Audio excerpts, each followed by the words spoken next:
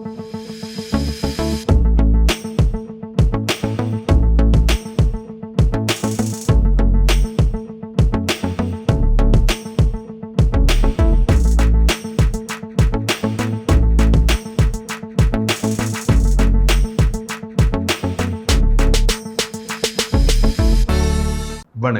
இலங்கை செய்திகளுடன் நான் நிரோஷன். விரிவான செய்திகளுக்கு முன் தலைப்புச் செய்திகள். ஜனாதிபதி தேர்தலுக்கான அஞ்சல் மூல வாக்களிப்பு இன்றுடன் நிறைவடையும் என தேர்தல்கள் ஆணைக்குழு அறிவிப்பு. தேர்தலில் போட்டியிடும் ஒவ்வொரு வேட்பாளரும் தனது உண்மையான பொருளாதார கொள்கையினை நாட்டிற்கு முன்வைக்க வேண்டும் என்று ஜனாதிபதி ரணில் விக்ரமசிங்க தெரிவிப்பு. இராணுவத்தினரின் உரிமை பற்றி பேசுவதற்கு ரணில் விக்ரமசிங்க, அனுர்குமார திசாநாயக்க, சஜித் பிரேமதாச போன்றவர்களுக்கு உரிமை இல்லை என்று சரத் வீரசேகர சுட்டிக்காட்டு. இலங்கையில் அமைய உள்ள புதிய அரசாங்கம் மனித உரிமைகளை மேம்படுத்துவதற்கு முன்னுரிமை அளிக்கும் என்று பிரித்தானியா நம்பிக்கை.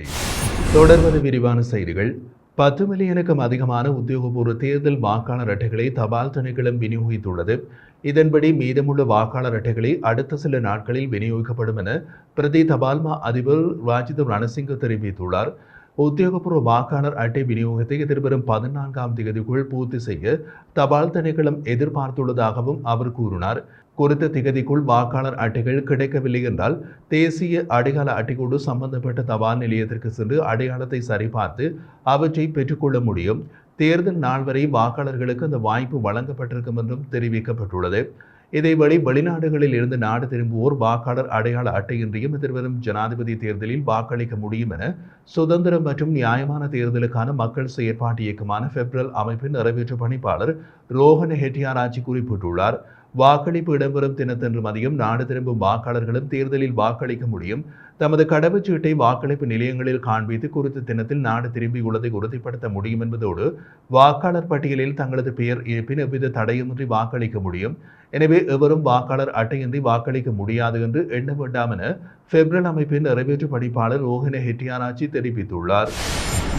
2024ஆம் ஆண்டு ஜனாதிபதி தேர்தலுக்கான அஞ்சல் மூல வாக்களிப்பு இன்றுடன் நிறைவடையும் என தேர்தல்கள் ஆணைக்குழு அறிவித்துள்ளது. செப்டம்பர் 4, 5 மற்றும் 6ஆம் தேதிகளில் வாக்களிக்க முடியாமல் போன அஞ்சல் வாக்காளர்கள் வாக்குப்பதிவு செய்வதற்கான மேலதிக நாட்களாக நேற்று முன்தினமும் ஒதுக்கப்பட்டன. வாக்காளர்கள் தமது மாவட்ட தேர்தல் அலுவலகத்திற்கோ அல்லது தமது பணியிடங்களுடன் தொடர்புடைய பிரதேச செயலகத்திற்கோ சென்று வாக்கினை பதிவு செய்யலாம் என்றும் ஆணைக்குழு தெரிவித்தது. ஜனாதிபதி தேர்தல் நடைபெறும் செப்டம்பர் 21ஆம் தேதி உட்பட இந்த 2 நாட்களுக்கு பின்னர் அஞ்சல் மூலம் வாக்களிப்பதற்கான சந்தர்ப்பம் இனி வழங்கப்பட மாட்டாது என்றும் தேர்தல்கள் ஆணைக்குழு அறிவித்துள்ளது. ஜனாதிபதி தேர்தலில் எதிர்வரும் 21ஆம் தேதி நடைபெறவுள்ளது. வாக்காளர்கள் தமது மாவட்ட தேர்தல் அலுவலகத்திற்கோ அல்லது தமது பணியிடங்களுடன் தொடர்புடைய பிரதேச செயலகத்திற்கோ சென்று வாக்கினை பதிவு செய்ய முடியும் என்றும் ஆணைக்குழு தெரிவித்துள்ளது. நாட்டினதும் மக்களினதும் எதிர்காலத்தை தீர்மானிக்கக்கூடிய இம்முறை ஜனாதிபதி தேர்தலில் ஒவ்வொரு வேட்பாளரும் நாட்டை முன்னேற்றும் தமது உண்மையான பொருளாதார கொள்கையினை நாட்டிற்கு முன்வைக்க வேண்டும் என ஜனாதிபதி ரணில் விக்ரமசிங்க தெரிவித்துள்ளார்.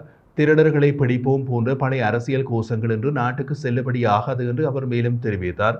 மக்கள் தமது எதிர்காலத்தை கோஷமிடும் தலைவர்களிடம் ஒப்படைக்க கூடாது என்று வலியுறுத்தியுள்ள ஜனாதிபதி புத்தர் கூறியது போன்று தமது எதிர்காலத்தை பாதிக்கும் விடயங்கள் குறித்து தர்க்க ரீதியாக நோக்கி புத்திசாலித்தனமாக ஆராய்ந்து செயற்பட வேண்டும் என்றும் தெரிவித்தார். அனுராதபுரத்தில் நடைபெற்ற அனுராதபுரம் மாவட்ட தொழில் வல்லுநர்கள் மற்றும் தொழில் முனைவோர்களுடனான சந்திப்பின் போது ஜனாதிபதி ரணில் விக்ரமசிங்க இதனை குறிப்பிட்டிருந்தார். எதிர்வரும் ஜனாதிபதி தேர்தலில் ஜனாதிபதி ரணில் விக்ரமசிங்கவின் வெற்றியினை உறுதிப்படுத்தும் வகையில் ஏற்பாடு செய்யப்பட்டிருந்த இந்த சந்திப்பில் ஏராளமான தொழில் வல்லுநர்கள் மற்றும் வர்த்தகர்கள் கலந்து கொண்டதோடு அவர்களின் கேள்விகளுக்கும் ஜனாதிபதி சாதகமான பதில்களை வழங்கியிருந்தார். நீண்ட காலமாக அதிகாரத்தில் இருந்தவர்கள் கோடிக்கணக்கான மக்களின் சொத்துக்களை கொள்ளையடித்து நாட்டை நெருக்கடிக்குள் தள்ளியுள்ளதாக தேசிய மக்கள் சக்தியின் ஜனாதிபதி வேட்பாளர் அனுர்குமார திசாநாயக்க குறிப்பிட்டுள்ளார். கேகாலையில் இடம்பெற்ற மக்கள் சந்திப்பொன்றில் அவர் இதனை குறிப்பிட்டுள்ளார். தொடர்ந்தும் தெரிவித்த அவர் ரணில் விக்ரமசிங்கவிடம் தற்போது நல்லதொரு குழுவினர் இருக்கின்றனர். பிரசன்ன ரணதுங்க லுஹான் ரத்வதே, ரோஹித் அபய் குணவர்தன, மஹிந்தானந்த அழுத்கமகே போன்றவர்கள் அவரோடு இருக்கின்றனர். கொள்ளையிடுவதற்கு நல்லதொரு குழுவினர். இவர்களினால் நாடு சோமாலியாக மாறிவிடும். இவர்கள் அனைவரும் நமது நாட்டில் காணப்பட்ட அனைத்து உற்பத்தி துறைகளையும் வீழ்ச்சியடைய செய்ததோடு உற்பத்தி துறையை மேம்படுத்தாது அனைத்து துறைகளையும் இல்லாது ஒழித்தனர்.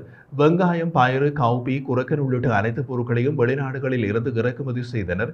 இவர்கள் ஒருபோதும் நாட்டை மேம்படுத்துவதற்கெண்ணவில்லை. நாடு மேம்படுமானால் இவர்களுக்கு வேலையில்லாமல் போய்விடும் என்று தேசிய மக்கள் சக்தியின் ஜனாதிபதி வேட்பாளர் குறிப்பிட்டுள்ளார். வடக்கு கிழக்கு இணைப்புக்கு சில கட்சிகள் கொள்கை ரீதியில் ஆதரவு தெரிவிக்கின்றன. இதற்கு நாம் ஒருபோதும் இடமளிக்க மாட்டோம். புலிகள் அமைப்பு அன்று கூறிய தமிழீழ கனவு நனவாக ஒருபோதும் இடமளியேன் என்று ஸ்ரீலங்கா பொதுஜன பெரமுன ஜனாதிபதி வேட்பாளர் நாமல் ராஜபக்ச தெரிவித்தார். பரப்புரை கூட்டம் ஒன்றில் உரையாற்றும் போது அவர் மேற்கண்டவாறு கூறினார். அங்கு மேலும் உரையாற்றுகையில், நாம் ஒற்றையாட்சியை பாதுகாப்போம், மாகாண சபைகளுக்கு போலீஸ் காணி அதிகாரங்களை வழங்க மாட்டோம், அனைத்து மக்களினதும் மதம் மற்றும் கலாச்சார உரிமைகள் பாதுகாக்கப்படும், அதே நேரம் முதலீடு என்ற போர்வையில் தேசிய வளங்களை விற்பனை செய்யும் சூழ்ச்சி நடவடிக்கைக்கும் இடமளிக்க மாட்டோம் என்றார். இதேவேளை ஸ்ரீலங்கா பொதுஜன முன்னணியின் ஜனாதிபதி வேட்பாளர் நாமல் ராஜபக்ச பங்கேற்கவிருந்த பிரச்சார கூட்டத்தின் மீது கல்வீச்சு தாக்குதல் நடத்தப்பட்டுள்ளது. ஹமாந்தோட்டையில் ஸ்ரீபோபுர பகுதியில் நடைபெற்ற பிரச்சார கூட்டத்தில் இந்த சம்பவம் இடம்பெற்றுள்ளதோடு இதில் சிறுவன் ஒருவன் காயமடைந்து ஹமாந்தோட்டை வைத்தியசாலையில் அனுமதிக்கப்பட்டதாகவும் தெரிவிக்கப்படுகிறது. இந்த பிரச்சார கூட்டத்தில் நாமல் ராஜபக்ச, சமல் ராஜபக்ச, ஷிராந்தி ராஜபக்ச ஆகியோர் பங்கேற்கவிருந்த நிலையில் கூட்டு அரங்கின் மீது 3 கற்கள் வீசப்பட்டதாகவும் கல்வீச்சு தாக்குதல்களை தொடர்ந்து அவர்கள் கூட்டத்தில் பங்கேற்கவில்லை என்றும் போலீசார் தெரிவித்தனர். மஹிந்தவின் கோட்டை என்று வர்ணிக்கப்படும் ஹமாந்தோட்டையில் நாமலுக்கு இவ்வாறு கல்வீச்சு தாக்குதல் இடம்பெற்றுள்ளமை மக்கள் மத்தியில் பேசுபொருளாகியுள்ளது. இராணுவத்தினரின் கௌரவம் மற்றும் உரிமைகளை பொதுஜன பெரமுனவனால் மாத்திரமே பாதுகாக்க முடியும். அரசியலமைப்பின் 13வது திருத்தத்தை முழுமையாக அமல்படுத்துவதாக ரணில், அனுர, சஜித் ஆகியோர் குறிப்பிடுகிறார்கள். 13க்கு ஒருபோதும் இடமில்லை என்று நாமல் ராஜபக்ச மாத்திரமே குறிப்பிடுகின்றார். நாட்டின் ஒருமைப்பாட்டை பாதுகாக்க விரும்புபவர்கள் பொதுஜன பெரமுனவுக்கு வாக்களிக்க வேண்டும் என பொதுஜன பெரமுன பாராளுமன்ற உறுப்பினர் சரத் வீரசேகர தெரிவித்தார். கொஸ்கம பகுதியில் புதன்கிழமை நடைபெற்ற தேர்தல் பிரச்சார கூட்டத்தில் உரையாற்றும் போது மேற்கண்டவாறு குறிப்பிட்டார். அவர் மேலும் தெரிவித்ததாவது, ஸ்ரீலங்கா பொதுஜன பெரமுனவின் 92 பாராளுமன்ற உறுப்பினர்கள் கட்சியின் கொள்கை மற்றும் தீர்மானத்திற்கு எதிராக ஜனாதிபதியின் பக்கம் சென்றுள்ளார்கள். குறுகிய நோக்கங்களுக்காக நாங்கள் கட்சியை விட்டு செல்லவில்லை. பெரும்பான்மையானவர்கள் பொதுஜன பெரமுனவின் ஜனாதிபதி வேட்பாளர் நாமல் ராஜபக்சவுக்கு நிச்சயம் வாக்களிப்பார்கள் என்பதில் எவ்வித மாற்று கருத்தும் கிடையாது. ஜனாதிபதி ரணில் விக்ரமசிங்கே, எதிர்க்கட்சித் தலைவர் சஜித் பிரேமதாச, தேசிய மக்கள் சக்தியின் தலைவர் அனுருகுமார திசாநாயக்க ஆகியோர் ஜனாதிபதி தேர்தலில் போட்டியிடுகிறார்கள். இவர்களுக்கு ஏன் வாக்களிக்க கூடாது என்பதை தெளிவுபடுத்த வேண்டும். இந்த 3 வேட்பாளர்கள் இராணுவத்தினரது உரிமைகளை பாதுகாப்பதாக குறிப்பிடுகிறார்கள். 30 வருட கால யுத்தத்தை முடிவுக்கு கொண்டு வந்த இராணுவத்தினரை நல்லாட்சி அரசாங்கமே சர்வதேசத்திற்கு காட்டிக் கொடுத்தது. இதற்கு ரணில் விக்ரமசிங்கே, சஜித் பிரேமதாச மற்றும் அனுருகுமார் ஆகியோர் முழுமையான ஒத்துழைப்பு வழங்கினார்கள். இராணுவத்தினரது உரிமைகள் பற்றி பேசுவதற்கு ரணில், சஜித், அனுர ஆகியோருக்கு தார்மீக உரிமை கிடையாது. இவர்களின் அரசியல் மேடைகளுக்கு செல்லும் இராணுவத்தினர் புத்திசாலித்தனமாக செயற்பட வேண்டும். யுத்த காலத்தில் வடக்கு மாகாணத்திற்கு உணவு மற்றும் மருந்து பொருட்கள் விநியோகத்தை வேண்டுமென்றே இடைநிறுத்தியதாக கூறப்படும் குற்றச்சாட்டுகள் அடிப்படையற்றது. யுத்த சூழலிலும் வடக்கு மக்களின் அடிப்படை தேவைகளை நிறைவேற்றினோம். இராணுவத்தினர் யுத்த குற்றச்சாட்டுகளில் ஈடுபடவில்லை என்பதை எடுத்துரைக்கும் வகையில்தான் கோட்டாபய ராஜபக்ச 31 தீர்மானத்திற்கு இணை அனுசரணை வழங்குவதில் இருந்து விலகினார். இராணுவத்தினரின் கௌரவம் மற்றும் உரிமைகளை பொதுஜன பெரமுனவினால் மாத்திரமே பாதுகாக்க முடியும். நாட்டின் ஒருமைப்பாட்டை பாதுகாப்பதற்காகவே இராணுவத்தினர் தமது உயிரை நாட்டுக்காக தியாகம் செய்தார்கள். காணி மற்றும் போலீஸ் அதிகாரங்களை பகிர்ந்தளிக்க கூடாது என்பதை கடுமையாக குறிப்பிட்டார்கள். இராணுவத்தினரது அர்ப்பணிப்புக்குரிய மதிப்பளிக்கப்படுகிறதா? அரசியலமைப்பின் 13வது திருத்தத்தை முழுமையாக அமல்படுத்துவதாக ரணில், அனுர, சஜித் ஆகியோர் குறிப்பிடுகிறார்கள். 13க்கு ஒருபோதும் இடமில்லை என்று நாமல் ராஜபக்ச மாத்திரமே குறிப்பிடுகின்றார். நாட்டின் ஒருமைப்பாட்டை பாதுகாக்க விரும்புபவர்கள் பொதுஜன பெரமுனவுக்கு வாக்களிக்க வேண்டும். பௌத்த மதத்திற்கு முன்னுரிமை வழங்க முடியாது என்று குறிப்பிடும் அனுருகுமார திசாநாயக்கவுக்கு பெரும்பான்மையினர் ஒருபோதும் வாக்களிக்க மாட்டார்கள் என்றார். இலங்கையில் அமைய உள்ள புதிய அரசாங்கம் மனித உரிமைகளை மேம்படுத்துவதற்கு முன்னுரிமை அளிக்கும் என பிரித்தானியா நம்பிக்கை வெளியிட்டுள்ளது. எனினும் இலங்கையில் உள்நாட்டு போர் முடிவடைந்து 15 ஆண்டுகள் கடந்துள்ள போதிலும் யுத்தகால மீறல்கள் மற்றும் துஷ்பிரயோகங்களுக்கு பொறுப்பு கூறல் எதுவும் இல்லை என்று ஜெனீவாவில் உள்ள பிரித்தானிய தூதரகம் கூறியுள்ளது. இலங்கையில் காணாமல் போன ஆயிரக்கணக்கான மக்கள் எங்கிருக்கிறார்கள் என்பது தெரியவில்லை. இது அவர்களின் குடும்பங்களுக்கு தொடர்ந்து வேதனையை ஏற்படுத்தியுள்ளது. இந்த நிலையில் பாதிக்கப்பட்ட சமூகங்களின் ஆதரவை கொண்டு ஒரு விரிவான நிலைமாறு கால நீதி செயல்முறை முன்னெப்போதையும் விட ஆழத்தமானது என்று தூதரகம் குறிப்பிட்டுள்ளது. கடத்தல்கள், தனிச்சையான தடுப்பு காவல்கள், சித்திரவதைகள் மற்றும் வலுக்கட்டாயமாக காணாமல் போனோர் பற்றிய அனைத்து அறிக்கைகள் உட்பட மனித உரிமைகளுக்கான உயர் ஆணையம் அலுவலகம் அறிக்கையில் முன்னிலைப்படுத்தப்பட்ட மீறல்கள் குறித்து சுயாதீன விசாரணைக்கு பிரித்தானியா அழைப்பு விடுத்துள்ளது.